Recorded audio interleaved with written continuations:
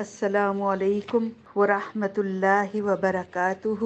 ان الحمد للہ نحمده ونستعینه ونستغفره ونعوذ باللہ من شرور انفسنا ومن سیئات اعمالنا من يهده الله فلا مضل له ومن يضلل فلا هادي له وأشهد أن لا إله إلا الله وحده لا شريك له وأشهد أن محمدا عبده ورسوله اللهم صل على محمد وعلى آل محمد كما صليت على إبراهيم وعلى آل إبراهيم إنك حميد مجيد اللهم بارك على محمد وعلى آل محمد كما باركت على إبراهيم وعلى آل إبراهيم إنك حميد مجيد رب اشرح لي صدري ويسر لي أمري واحلل عقدة من لساني يفقهوا قولي رب زدني علما رب زدني علما رب زدني علما۔ جی ہم آگے چلتے ہیں۔ اب مشرکین نے جب دیکھا کہ صحابہ کرام اپنے مال دولت اپنے بال بچوں کو چھوڑ کر جو ہے وہ مدینہ کی طرف ہجرت کر رہے ہیں، تو ان کے اندر بڑا غم و غصے کا ایک لاوا جو تھا وہ پھوٹ پڑا تھا۔ اب ان کے سامنے، ان کو اب معلوم تھا کہ ان کے سامنے ایک ایسا عظیم اور حقیقی خطرہ مجسم ہو چکا ہے جو ان کی اقتصادی اجتماعیت کے لیے چیلنج تھا۔ مشرکین کو یہ بھی معلوم تھا کہ حضور صلی اللہ علیہ وآلہ وسلم کے اندر کمال قیادت اور رہنمائی کی انتہائی درجے قوت ہے، یعنی آپ بڑے اچھے طریقے سے لوگوں کی قیادت اور رہنمائی کر سکتے ہیں، اور صحابہ کے اندر اپنی جان فدا کرنے کا ایک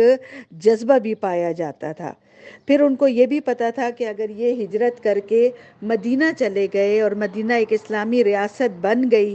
تو پھر اوس اور خزرج جو انصار ایمان لانے کے بعد انصار مدینہ کہلائے گئے تھے، تو ان کے قبائل میں کتنی زبردست قسم کی جنگی صلاحیت بھی موجود ہے۔ انہیں اس بات کا بھی احساس تھا کہ یمن سے شام تک بحر احمر کے ساحل سے ان کی جو تجارتی شاہراہیں گزرتی ہیں، تو یہ جو شاہراہ ہے یہ مدینہ کے بڑے ایک حساس اور نازک مقام پر واقع ہے، اور مکہ والوں کے جو تجارتی قافلے تھے وہ اسی راستے سے گزرتے تھے، اور مکہ والوں کا جو تھا اسی تجارت پر پورے سال کا معاشی دار و مدار تھا۔ تو یہ بھی بات ان کو سامنے نظر آ رہی تھی کہ یہ اگر ان کے ساتھ ہمارا کوئی مسئلہ پڑا تو ہمارے تجارتی قافلے جو ہیں ان کے لیے یہ راستہ پرامن نہیں رہے گا۔ چنانچہ یہ جو مکہ والے جو تھے ان کو یہ جو خطرات جو تھے ان کے سامنے جب آنے لگے، ان کو جب پتہ چلنے لگا، تو انہوں نے اس خطرے کا کامیاب ترین علاج سوچنا شروع کیا، اور انہیں معلوم تھا کہ اس خطرے کی اصل بنیاد جو ہے حضور صلی اللہ علیہ وآلہ وسلم ہی ہے۔ چنانچہ مشرکین نے اس مقصد کے لیے بیعت عقبہ کبریٰ کے تقریباً 2.5 مہینے بعد جو ہے مکہ کی پارلیمنٹ جو تھی دارالندوہ میں ایک تاریخ کا سب سے خطرناک اجتماع جو ہے وہ انہوں نے منعقد کیا، اور اجتماع میں جو تھا اس میں تمام قبائل یعنی قریش کے نمائندے جو تھے وہ ان کے تمام بڑے بڑے لوگ جو تھے اس پارلیمنٹ میں اس دارالندوہ میں جمع ہوئے، اور انہوں نے حضور کے لیے مطلب انہوں نے ایک پلاننگ کرنی شروع کی۔ جب تمام لوگ اس میٹنگ کے لیے اکٹھے ہو گئے تو انہوں نے مختلف تجاویز اور حل پیش کرنے شروع کیے کہ کس طرح حضور صلی اللہ علیہ وآلہ وسلم کا راستہ روکا جائے۔ کچھ لوگوں نے کہا کہ آپ صلی اللہ علیہ وسلم کو جلا وطن کر دیا جائے، کچھ لوگوں نے کہا کہ آپ کو قید کر دیا جائے، آپ کو یہاں تک کہ نعوذ باللہ آپ کی جو آپ ختم ہو جائیں، آپ دنیا سے رخصت ہو جائیں، اس وقت تک آپ کو زنجیروں میں جکڑ کر قید کر دیا جائے۔ تو یہ جو تمام لوگ تھے، ان میں ایک شیطان جو ابلیس ہے وہ بھی انسانی شکل میں موجود تھا، اور وہ ہر بات کا آگے وہ بتاتا تھا کہ نہیں، اگر تم نے ان کو قید کیا تو ان کے تمام ساتھی جو ہیں تم پر حملہ کر کے جو ہے حضور صلی اللہ علیہ وسلم کو نکال کر لے جائیں گے، اور اگر تم نے ان کو ملک سے نکال دیا، جلا وطن کر دیا، تو کوئی اور قبیلہ، کوئی اور جو قبائل ہیں، اگر انہوں نے ان کے بات پر عمل کرنا شروع کر دیا تو یہ ہمارے لیے بہت بڑا خطرہ بن جائے گا۔ چنانچہ یہ دونوں تجاویز جو تھی وہ پارلیمنٹ نے رد کر دی، اور اس کے بعد پھر وہ سوچنے لگے تو ابو جہل جو مکہ کا سب سے بڑا مجرم تھا، اس نے کہا کہ ایک رائے میں بھی دیتا ہوں۔ لوگوں نے پوچھا کہ ابو الحکم وہ کیا بات ہے؟ تو ابو جہل نے کہا ہے کہ میری رائے یہ ہے کہ ہمارے جتنے بھی قبائل ہیں ان میں سے ہر قبیلے میں سے ایک مضبوط، ایک خاندانی اور ایک جوان شخص کو منتخب کرتے ہیں۔ ہر قبائل سے ایک ایک جوان کو ہم لے لیتے ہیں، اور ایک ایک تیز تلوار ان کو دیں گے، اور یہ سب جو ہیں حضور صلی اللہ علیہ وسلم کے گھر کا رخ کریں اور اس پر حملہ کر کے اس کو قتل کر دیں۔ جب ہم تمام قبائلوں سے ایک ایک شخص لیں گے تو جو حضور کے جو ہے بنو عبد مناف کے جتنے بھی قبائل ہیں وہ ہم سے پھر جھگڑا نہیں کر سکیں گے، جنگ نہیں کر سکیں گے، کیونکہ ہم نے یہاں ہر قبیلے سے ایک ایک جوان کو لیا ہوگا، تو ان کے اندر جرت نہیں ہوگی کہ تمام قبائلوں سے وہ جنگ کر سکیں۔ تو چنانچہ وہ خون بہا لینے پر راضی ہو جائیں گے، اور ہم تمام قبائل جو ہے مل کر ان کو خون بہا ادا کر دیں گے، اور اس طرح یہ کام بھی ہو جائے گا۔ اس کے بعد اس تجویز پر سب لوگوں نے اتفاق کیا، اور سب لوگ جو یہ تجویز کرنے کے بعد جو ہے وہ اپنے اپنے گھروں کو واپس چلے گئے۔ جب حضور صلی اللہ علیہ وآلہ وسلم کے قتل کی مجرمانہ قرارداد طے ہو چکی تو حضرت جبرائیل امین جو تھے اپنے اللہ تعالیٰ کی وحی لے کر آپ صلی اللہ علیہ وسلم کی خدمت میں حاضر ہوئے، اور آپ کو قریش کی ساری سازش سے آگاہ کرتے ہوئے بتایا کہ اللہ تعالیٰ نے آپ صلی اللہ علیہ وآلہ وسلم کو یہاں سے روانگی کی اجازت دے دی ہے، اور پھر ان کو وقت بھی بتا دیا گیا، اور کہا گیا کہ یہ رات جو ہے آپ اپنے بستر پر نہیں گزاریں گے۔ اس اطلاع کے بعد جب آپ کو وحی مل گئی تو ٹھیک دوپہر کے وقت آپ حضرت ابوبکر صدیق رضی اللہ تعالی عنہ کے گھر تشریف لے گئے، تاکہ ان کے ساتھ ہجرت کے سارے معاملات جو ہیں اور سارے پروگرام، سارے مرحلے جو ہیں وہ طے کر لیں۔ اور حضرت ابوبکر صدیق کے ساتھ تمام معاملات طے کرنے کے بعد آپ اپنے گھر واپس تشریف لے آئے اور رات کا انتظار کرنے لگے۔ ادھر قریش کے جو بڑے بڑے سردار تھے، انہوں نے اپنا سارا دن جو انہوں نے دارالنداوہ میں قرارداد منظور کی تھی اس کی تیاری میں گزارا، اور اس مقصد کے لیے انہوں نے جو ہے 11 سردار منتخب کیے، یعنی ہر قبیلے سے ایک ایک بندہ لیا، اور 11 بندے انہوں نے منتخب کیے، جن میں ایک ابو جہل بن ہشام، حکم بن عاص، عقبہ بن ابی معیط، نظر بن حارث، امیہ بن خلف، زمع بن الاسود، اور تعیمہ بن عدی، ابو لہب یہ حضور کا چچا، ابی بن خلف، اور نبی بن الحجاج اور اس کا بھائی منب بن الحجاج۔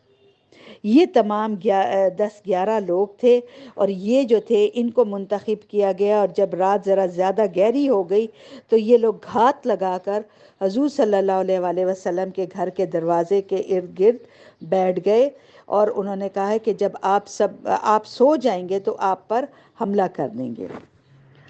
ان لوگوں کو پورا یقین تھا کہ یہ اپنی سازش میں کامیاب ہوں گے۔ بہرحال اس سازش کو پورا کرنے کے لیے آدھی رات کا بعد کا وقت مقرر کیا گیا تھا، اس لیے یہ لوگ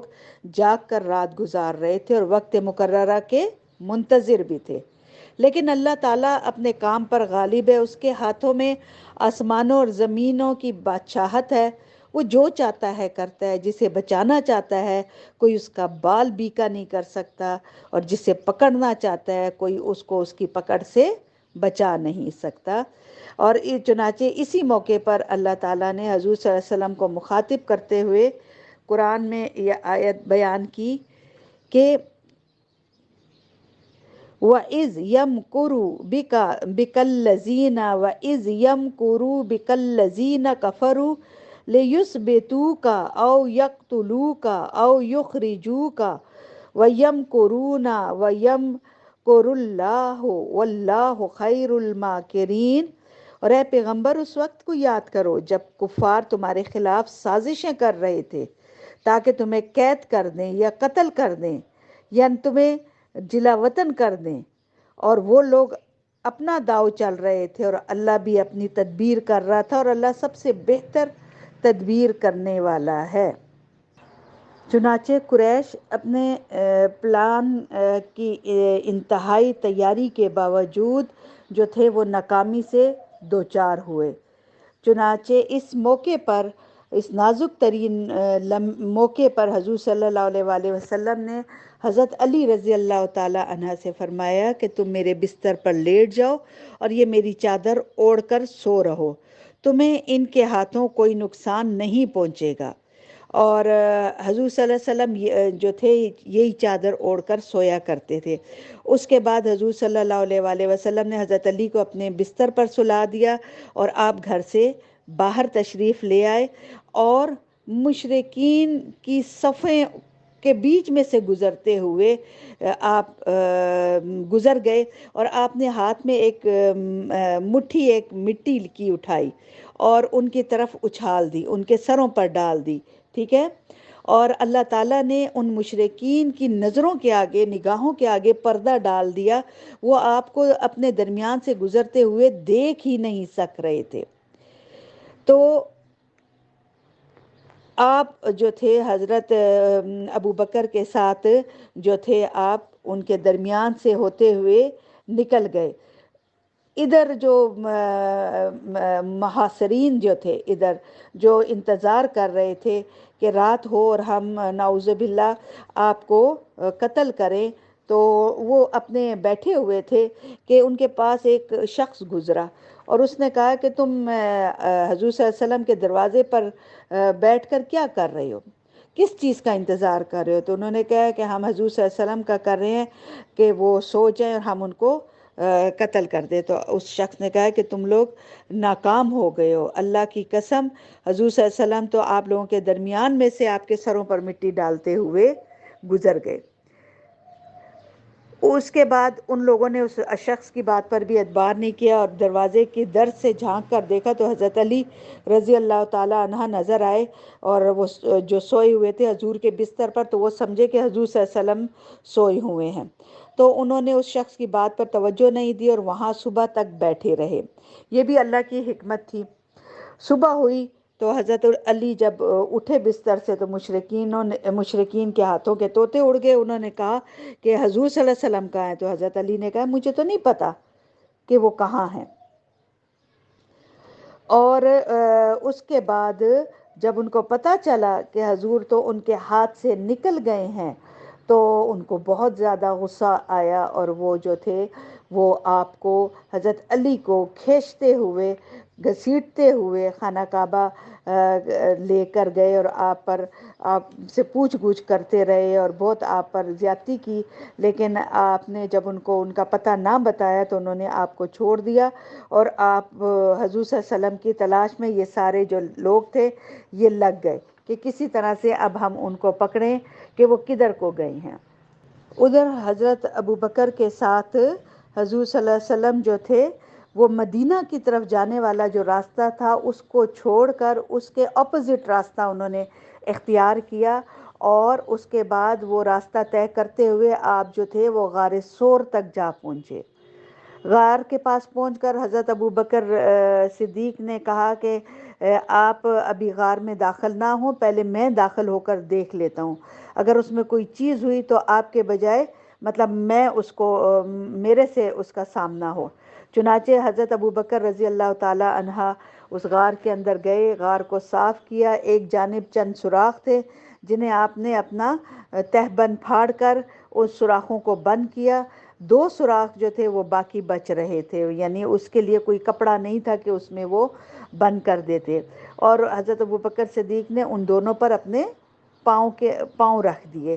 پھر حضور صلی اللہ علیہ وسلم سے فرمایا کہ آپ اندر تشریف لے آئیں۔ آپ جب اندر تشریف لے گئے تو حضور صلی اللہ علیہ وسلم جو تھے حضرت ابوبکر صدیق کے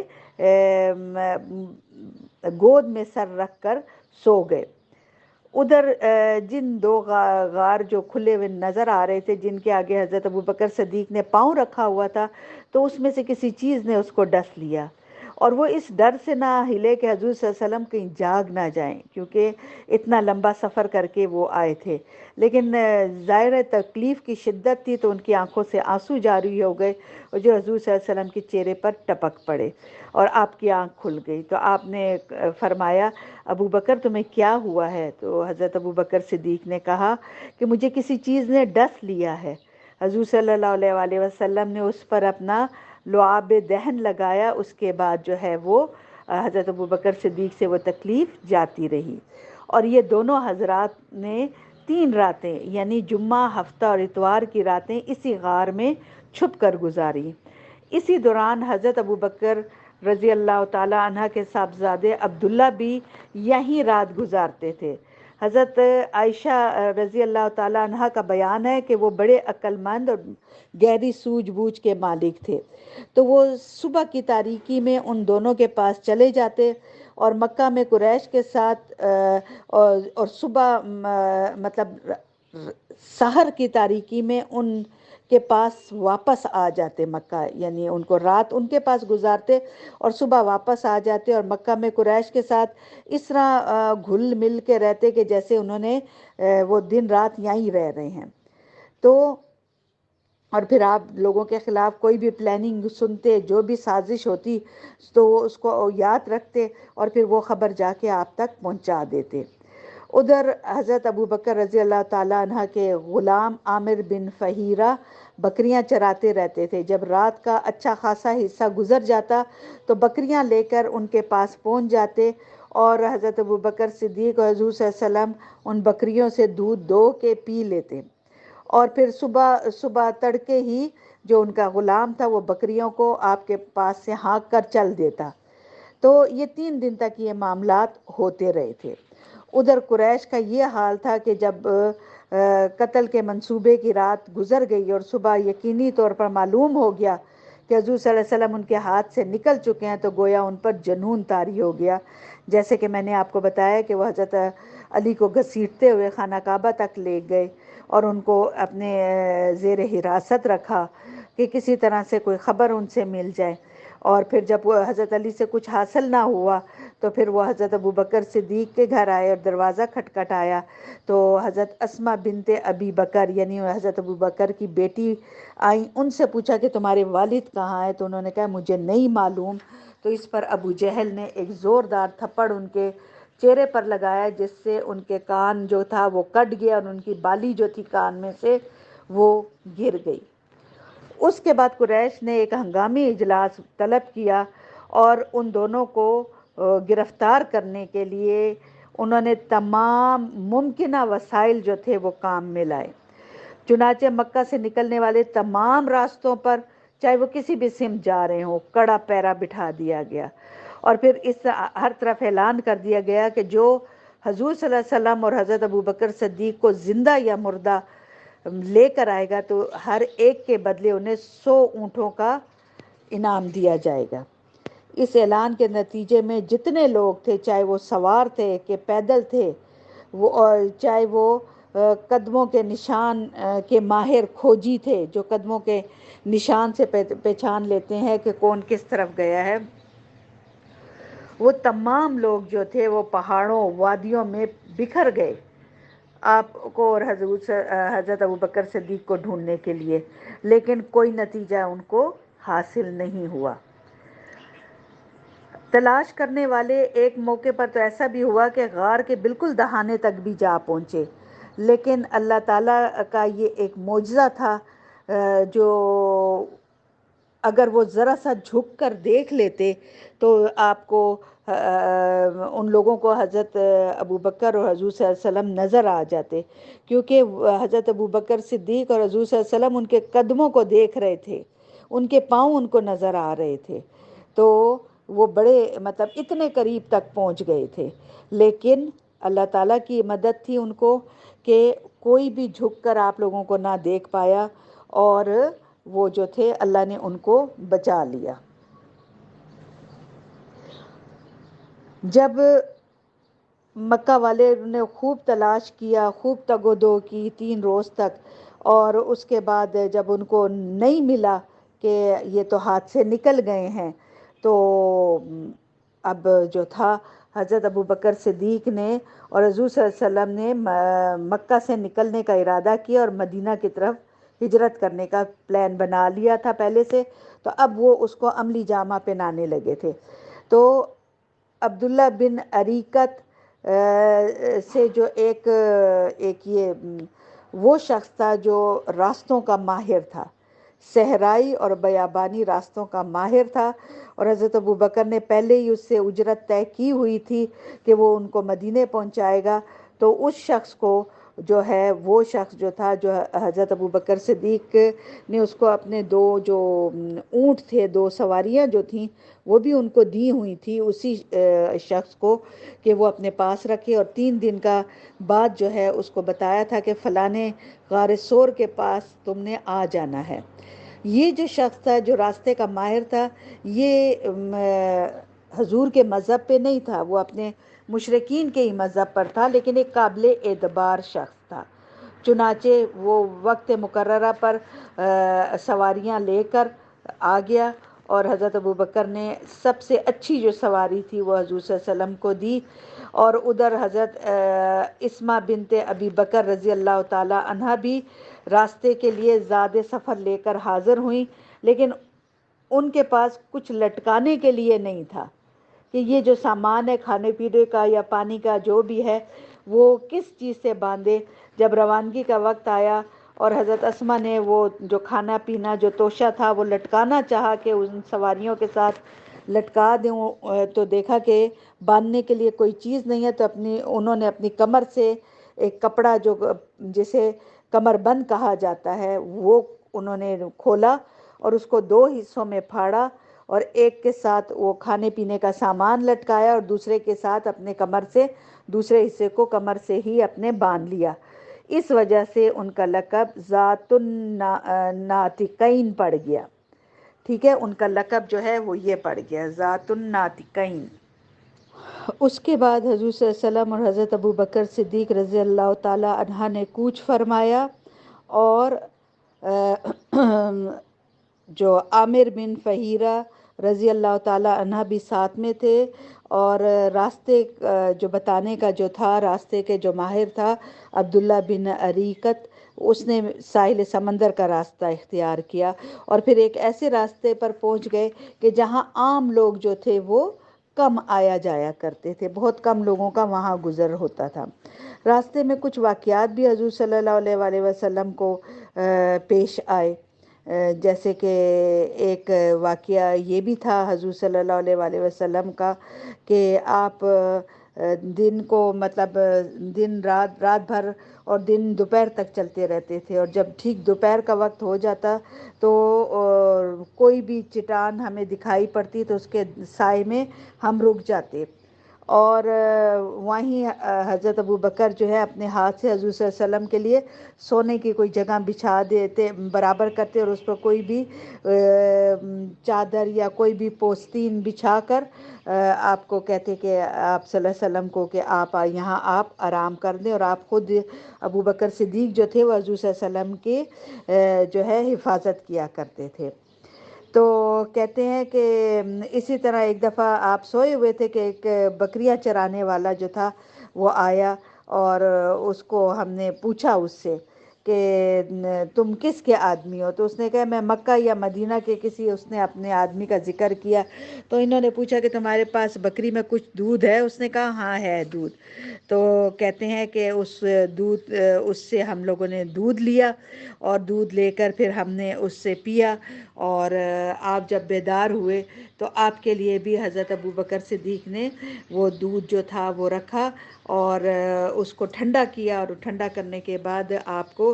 دیا، پینے کے لیے دیا، کیونکہ زاد راہ بھی جو تھا ایک وقت تک ہی چلتا ہے، اور اس وقت اونٹوں پر سفر ہوتا تھا تو اتنا لمبے لمبے سفر ہوتے تھے۔ اسی سفر میں ایک حضرت ابوبکر صدیق کا ایک طریقہ یہ تھا کہ حضور صلی اللہ علیہ وسلم کو وہ آگے بٹھاتے تھے اور حضور صلی اللہ علیہ وسلم کے خود پیچھے بیٹھتے تھے، کیونکہ حضرت ابوبکر صدیق ذرا سا حضور سے عمر میں بڑے تھے، اور ان پر بڑھاپے کے آثار نمایاں تھے، جبکہ حضور صلی اللہ علیہ وسلم پر ابھی جوانی کے آثار غالب تھے۔ اس لیے لوگوں کی توجہ جو ہے وہ سب سے پہلے حضور صلی اللہ علیہ وسلم کے بجائے حضرت ابوبکر صدیق کی طرف جاتی تھی۔ تو وہ ان کو دیکھتے تھے تو پوچھتے تھے کہ یہ آپ سے جو آگے بیٹھے ہوئے ہیں یہ کون ہیں؟ تو حضرت ابوبکر صدیق ان کو کہتے تھے کہ یہ شخص مجھے راستہ بتاتا ہے۔ اس سے سمجھنے والا یہ سمجھتا کہ وہ راستہ مراد کہہ رہا ہے، حالانکہ وہ خیر کا راستہ بیان کرتے تھے، یعنی حضرت ابوبکر صدیق جو تھے وہ ذو معنی بات کرتے تھے کہ یہ شخص مجھے راستہ بتاتا ہے، یعنی پیغمبر ہے، راستہ بتانے والا ہے۔ تو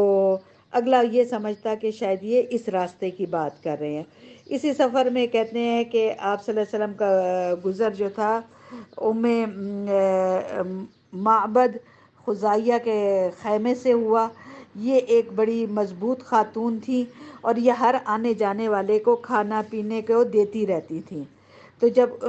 آپ لوگ حضرت ابوبکر اور حضور صلی اللہ علیہ وسلم ان کے پاس پہنچے تو یہ اس وقت قحط کا زمانہ تھا، اور انہوں نے ان سے پوچھا کہ آپ کے پاس کچھ کھانے کو ہے؟ تو اس خاتون نے کہا کہ میری بکریاں جو ہیں وہ چرنے کے لیے دور دراز کے علاقے میں گئی ہوئی ہیں، اگر کچھ کھانے کو ہوتا تو میں ضرور آپ کو پیش کرتی۔ تو حضور صلی اللہ علیہ وسلم نے دیکھا کہ خیمے کے ایک گوشے میں ایک بکری جو ہے، کمزور سی بکری جو ہے وہ کھڑی ہوئی ہے۔ تو آپ صلی اللہ علیہ وسلم نے فرمایا کہ یہ کیسی بکری ہے؟ تو وہ بولی کہ یہ کمزور ہے، اس لیے اس کو یہ ریوڑ میں نہیں لے جا سکے، تو اس کی کمزوری کی وجہ سے اس کو پیچھے چھوڑا گیا ہے۔ تو آپ نے فرمایا کہ اگر کیا اس میں کچھ دودھ ہے؟ انہوں نے، اس عورت نے کہا کہ نہیں، یہ تو بہت زیادہ کمزور ہے۔ آپ نے کہا کہ اگر تم اجازت دو تو میں اس کا دودھ دو لوں؟ تو اس نے کہا کہ اس سے اچھی اور کیا بات ہے۔ تو حضور صلی اللہ علیہ وسلم نے اللہ کا نام لے کر اس بکری کے تھن پر ہاتھ پھیرا اور دعا کی، اور اس بکری کے تھن میں جو ہے کہتے ہیں بھرپور دودھ اتر آیا، اور آپ نے معبد کا ایک بڑا سا برتن لیا جو ایک پورے جماعت کے لیے، زیادہ لوگوں کے لیے تھا، تو وہ بھر گیا، اتنا دودھ دویا گیا۔ اس کے بعد آپ صلی اللہ علیہ وسلم نے بھی وہ پیا، حضرت ابوبکر صدیق نے اس خاتون کو بھی وہ دودھ پیش کیا، اپنے ساتھیوں کو بھی پلایا، اور پھر اسی برتن میں دوبارہ دودھ دوا تو وہ واپس اتنا ہی بھرا گیا، اور وہ جو دودھ کا برتن ہے وہ ان کے پاس چھوڑ کر، معبد کے پاس چھوڑ کر حضور صلی اللہ علیہ وسلم اور حضرت ابوبکر صدیق جو تھے وہ آگے چل پڑے۔ کہتے ہیں کچھ دیر بعد جو ہے وہ اس شخص کا جو شوہر تھا وہ اپنی کمزور اور دبلی پتلی بکریوں کو لے کے جب آیا، اور اس نے آ کے دیکھا کہ اتنا بڑا برتن دودھ سے بھرا ہوا ہے، تو انہوں نے پوچھا کہ یہ کہاں سے آیا؟ تو اس خاتون نے پورا بتایا کہ اس طرح ایک شخص آئے تھے، ایک بابرکت شخص کا یہاں سے گزر ہوا تھا، اور اس نے یہ دودھ دوہایا ہے۔ تو وہ اس کے جو شوہر تھے اس نے کہا مجھے تو لگتا ہے کہ یہ تو وہی صاحب قریش معلوم ہوتے ہیں جسے قریش والے تلاش کر رہے ہیں۔ پھر اس نے کہا کہ اچھا مجھے بتاؤ، اس شخص کا حلیہ بتاؤ۔ تو کہتے ہیں کہ معبد نے اتنے خوبصورت انداز میں آپ کا حلیہ مبارک، آپ کی گفتگو کا انداز پیش کیا، ایسا خوبصورت نقشہ پیش کیا کہ گویا سننے والا آپ کو اپنے سامنے دیکھ رہا ہو، کہتے ہیں اس اتنا زیادہ اس نے آپ صلی اللہ علیہ وسلم کا خوبصورت نقشہ پیش کیا اپنے خاوند کے آگے. اور یہ جو کتاب کے آخر میں یہ حضور صلی اللہ علیہ وسلم کا جو ہے حلیہ مبارک ہے، وہ جو ہم آخر میں پڑھیں گے. تو حضور صلی اللہ علیہ وسلم کا یہ نقشہ سن کر اور یہ اوصاف ان کے سن کر اس نے کہا کہ یہ وہی شخص ہے، یہ وہی شخص ہیں جن کو قریش والے ڈھونڈ رہے ہیں، اور اس کے بارے میں قسم قسم کی باتیں بیان کر رہے ہیں. اور پھر انہوں نے کہا کہ میرا ارادہ ہے کہ آپ صلی اللہ علیہ وسلم کی میں رفاقت اختیار کروں، اور مجھے کوئی بھی راستہ ملا تو ضرور میں حضور تک پہنچوں گا اور ان کے دین کو قبول کروں گا. اسی طرح راستے میں سراقہ بن مالک جو تھا ایک شخص، اس نے آپ صلی اللہ علیہ وآلہ وسلم کا جو ہے وہ تعقب کیا. وہ اپنی قوم میں بیٹھا ہوا تھا، قوم کی ایک مجلس میں، کہ ایک شخص نے کہا کہ ہم نے کچھ لوگوں کو ساحل سمندر کے پاس سے دیکھا ہے کہ وہاں سے وہ گزر رہے ہیں. اور اس شخص نے کہا کہ مجھے لگتا ہے کہ یہ حضور صلی اللہ علیہ وآلہ وسلم ہیں. تو سراقہ کہتے ہیں کہ میں سمجھ گیا کہ یہ وہی لوگ ہوں گے، یہ حضور ہی ہوں گے. چنانچہ وہ بہانے سے اس مجلس سے نکلے، اور اس ارادے سے کہ مطلب میں ان کو پکڑوں گا تو مجھے اس کا انعام ملے گا، تو اس ارادے سے وہ نکلے اور نکل کر ان کا پیچھا کیا. اور ان کا پیچھا کرنے کے بعد جب آپ ان کے قریب پہنچنے لگے تو وہ جو ہے ان کے جو گھوڑے کے پاؤں جو تھے، وہ کہتے ہیں جس گھوڑے پر میں سوار تھا تو اس کے دونوں اگلے پاؤں جو تھے وہ زمین میں دھنس گئے، یہاں تک کہ گھٹنوں تک جا پہنچے، اور میں بھی گر گیا. پھر کہتے ہیں اس واقعے حضرت ابوبکر نے بھی روایت کیا کہ وہ کہتے ہیں کہ ہم روانہ ہوئے تو قوم کے جو لوگ ہماری تلاش میں تھے، اسی میں سے سراقہ بن مالک جو تھا وہ سوار ہو کے اپنے گھوڑے پر آیا، اور ہمارے قریب پہنچنا چاہتے اس کا گھوڑا گر گیا. اور آپ حضرت ابوبکر کہتے ہیں کہ میں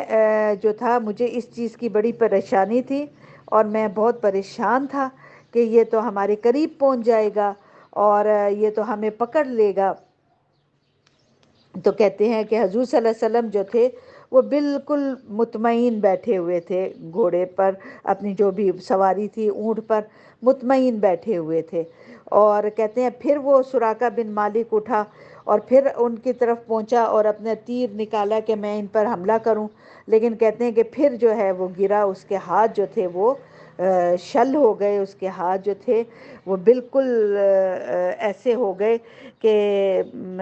وہ ان پر ہاتھ ہی نہ اٹھا سکا، بلکہ اس نے جو تیر نکالا ان پر حملہ کرنے کے لیے، تو پہلے کے لوگ تو تیروں سے حال